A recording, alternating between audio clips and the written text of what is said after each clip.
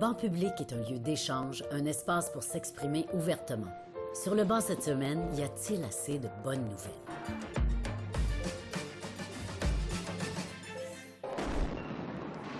Les mauvaises nouvelles inondent les médias traditionnels.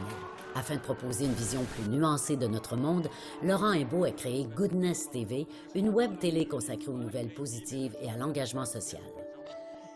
Laurent, comment ça se fait que tu t'es intéressé aux bonnes nouvelles à un moment donné, ou tu as eu besoin d'en avoir?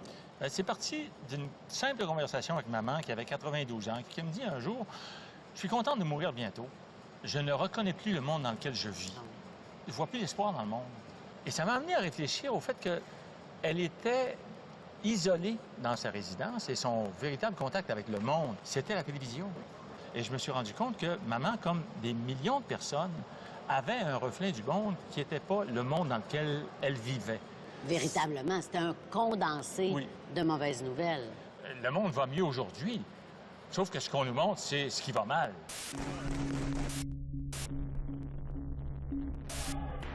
Alors toi, qu'est-ce que tu as eu envie de changer? J'ai discuté avec Catherine, mon épouse, et on a commencé à développer un site web qu'on a appelé Goodness TV. Et on a commencé à aller chercher des vidéos d'initiatives inspirantes. Parce qu'il n'y a pas un endroit où on peut se ressourcer, s'émouvoir, croire en fait que l'être humain va survivre parce qu'il a des qualités intrinsèques de bonté, d'empathie. Ouais. Ce scientifique de l'Université de Séville. Premier autobus scolaire électrique au monde. Les bonnes nouvelles font du bien, c'est vrai. Mais nous sommes davantage attirés par les mauvaises nouvelles. Pourquoi? Pour des raisons purement biologiques, nous protéger des dangers. Votre cerveau est un détecteur de menaces. Donc, quand votre cerveau détecte une menace, il va activer un système qui va faire en sorte qu'au bout de la ligne, vous allez produire des hormones de stress. En 2012, Sonia Lupien émet l'hypothèse que les nouvelles négatives ont un impact sur le stress et entreprend une étude sur le sujet. L'inspiration pour faire l'étude sur l'impact des mauvaises nouvelles sur la réponse de stress, je l'ai eu un matin d'un mois de juillet. C'était dans le temps que la petite Cédrica Provencher venait d'être enlevée. Et elle a le même âge que ma fille.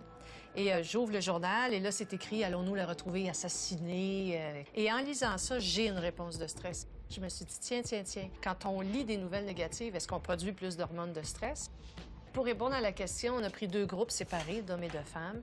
Et un des groupes devait lire des nouvelles négatives et l'autre groupe devait lire des nouvelles neutres. Et ce qu'on a montré, c'est que les femmes qui ont lu des nouvelles négatives, pas des nouvelles neutres, vont être beaucoup plus réactives au stress que les femmes qui ont lu des nouvelles neutres. Et leur mémoire de la nouvelle négative va être beaucoup plus élevée 2-3 jours plus tard. Laurent, est-ce que tu penses que l'avalanche de mauvaises nouvelles qu'on reçoit chaque jour, ça influence notre perception de la réalité? Ah oui, puis c'est documenté. Par exemple, le marathon de Boston. Oui. Ils ont fait des études pour se rendre compte que les gens qui avaient écouté les reportages à la télé avaient développé beaucoup plus d'angoisse et de stress que les gens qui avaient vécu l'événement. Oh, plus que ceux qui avaient vécu l'événement? Absolument. Il y a même des études qui ont montré que le seul fait de voir en boucle ces images des tours jumelles tombant a eu des effets chez certaines personnes de symptômes post-traumatiques. Les gens sont attirés par les mauvaises nouvelles, mais ce sont les bonnes nouvelles qu'ils aiment partager.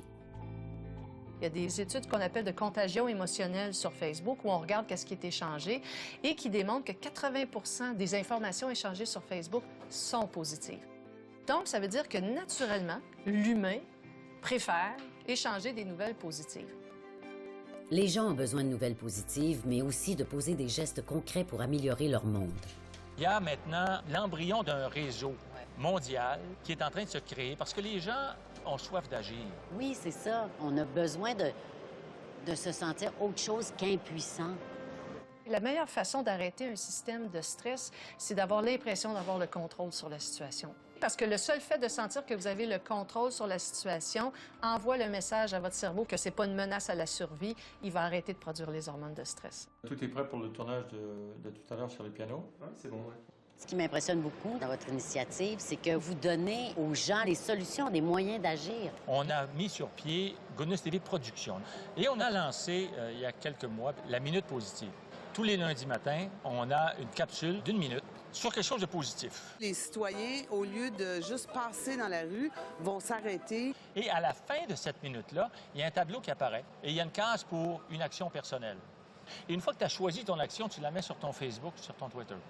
C'est des petites actions. Oui, C'est- des petites choses. Ah non, on ne parle pas de révolutionner le monde.